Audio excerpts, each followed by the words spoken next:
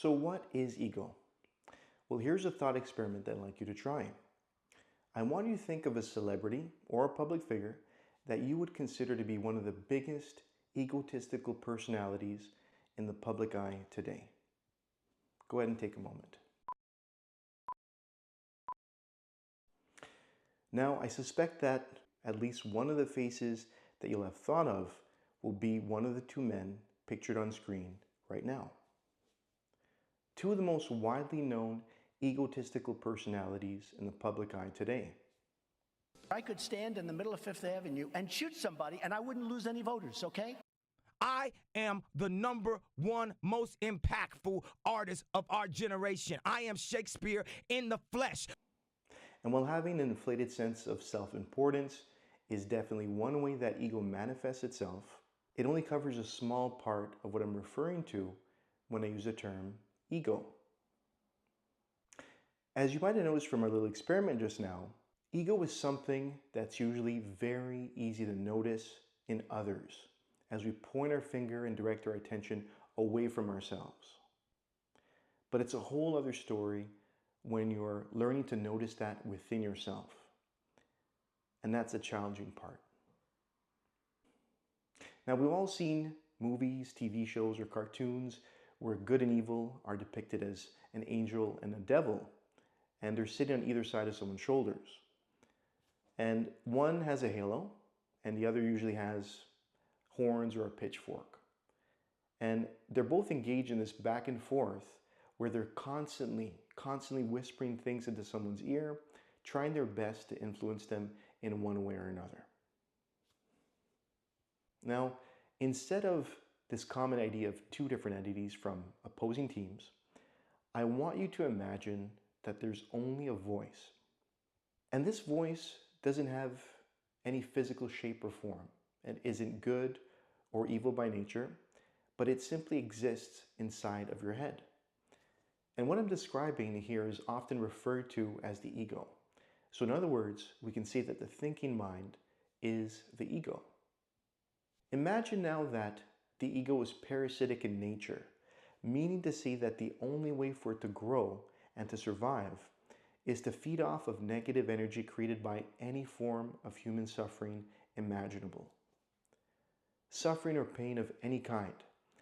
So that includes mental or emotional or physical suffering, from light, moderate to severe. All of it can serve as nourishment for the ego. So for light forms of suffering, think of the lower level feelings of impatience or irritability that you feel sometimes when you're stuck in traffic on your commute back home after a really long and tiring day at work. Or that time that you were in a grocery store and the place was really busy, maybe during the holidays. The place was packed, but for some reason, there's only one or two cashiers open. Pretty annoying, right? Then we've got those mid-level feelings, such as frustration, anger, resentment. Maybe you felt a strong sense of dissatisfaction with your work situation, or maybe your personal romantic life. I know I have at different points. Maybe you're angry at having been betrayed by someone that you loved or trusted, or perhaps even by your own body, by having to cope with a serious or sudden illness or disability of some kind, and feeling resentful because of that. And finally, we've got those high-intensity feelings, such as rage, grief, or a really deep sense of dread. Oftentimes, when those low and mid-level feelings of suffering are combined with prolonged periods of stress, exhaustion, or depression, they can sometimes escalate into feelings of rage, difficult to control, and can be potentially very destructive. Then we have grief, which isn't just felt when we lose someone that we love. It can also be felt for the loss of one's hopes and dreams, for the future that don't end up being fulfilled. And then dread, which is that deep sense of fear for the unknown or of something happening that is just completely out of our control. No telling where or when it might occur.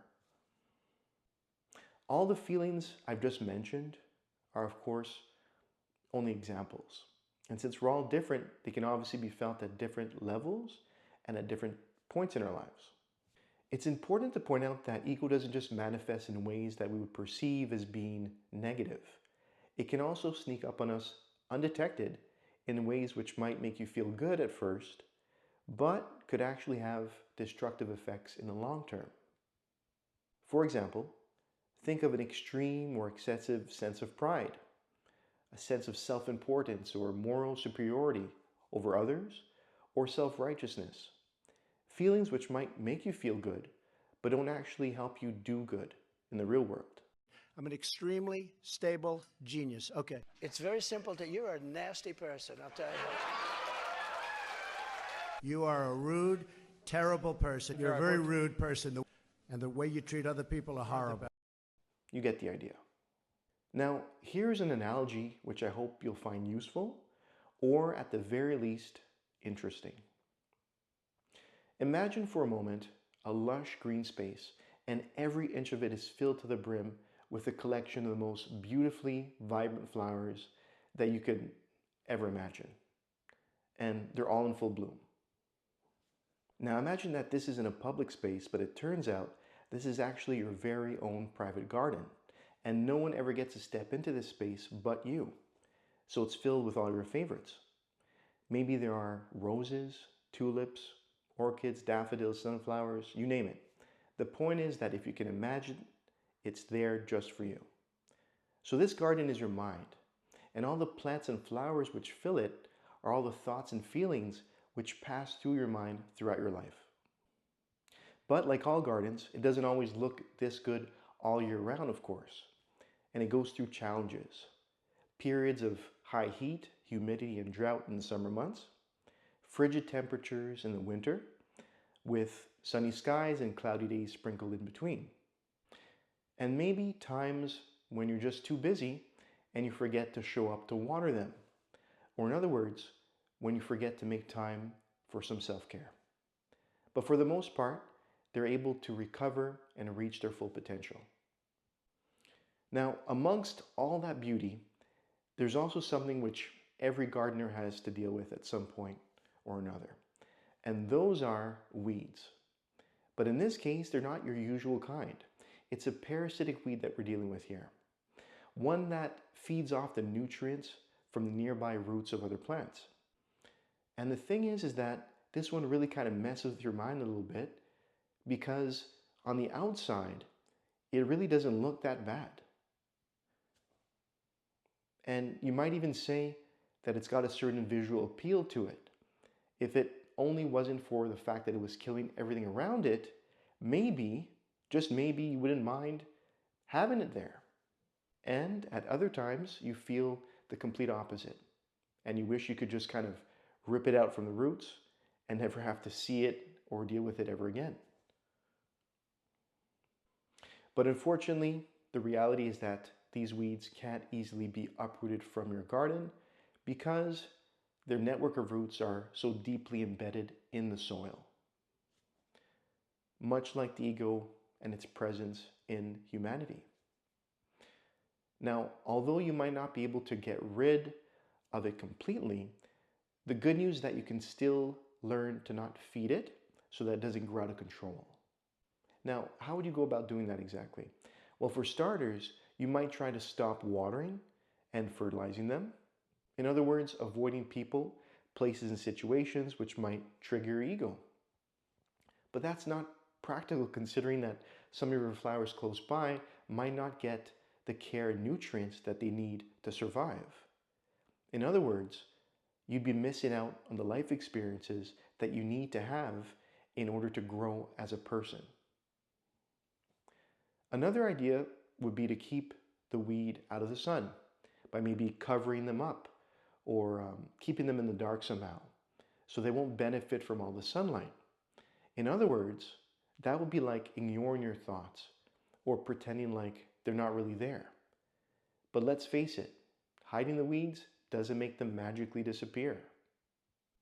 Another option would be to try to keep it in a weakened state, maybe with the use of herbicides, but at the risk of also destroying the surrounding plants, which are much more fragile than the weeds. And let's not forget, herbicides are poison, and the equivalent would be like turning to substances like drugs and alcohol to numb the pain, but knowing full well that it won't really help.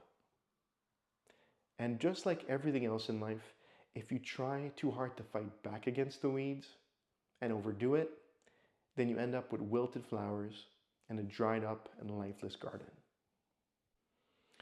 Now, it's important to keep in mind that you're not taking these steps out of hate of the weed and of its nature. Your original intent was to preserve the harmony, beauty, and peace of your private green space. And you remind yourself that the weed just is what it is. And although its very existence sometimes feels like it's a personal attack against you, you know logically that just isn't the case. It's just doing what weeds do to survive. And in turn, you need to make sure that you do what you can to not just survive, but to also thrive and to maintain the harmony, beauty, and peace of your garden by living and mending mindfully on a daily basis. There's no need to empower it by assigning human attributes like good or evil, in the same way that you wouldn't consider a leech to be good or bad.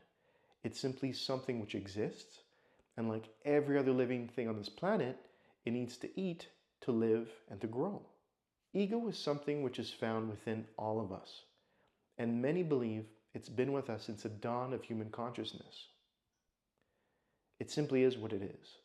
And the part of you that is noticing these voices in your head, or rather the one who is observing the fullness of your garden, the flowers and the weeds, meaning to say both the good and the bad, the part of you that's observing that is your true self.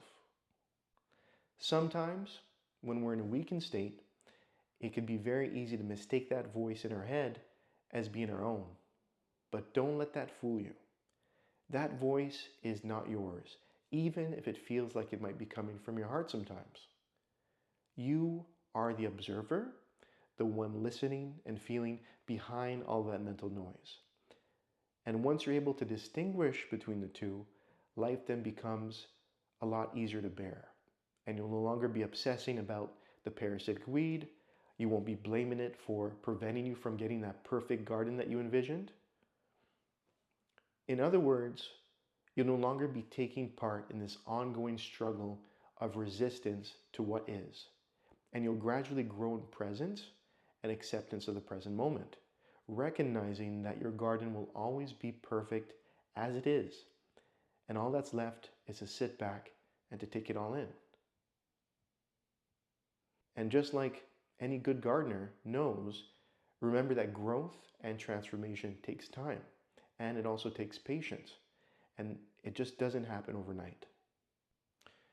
Thank you very much for listening. Take care, and I'll see you in the next one.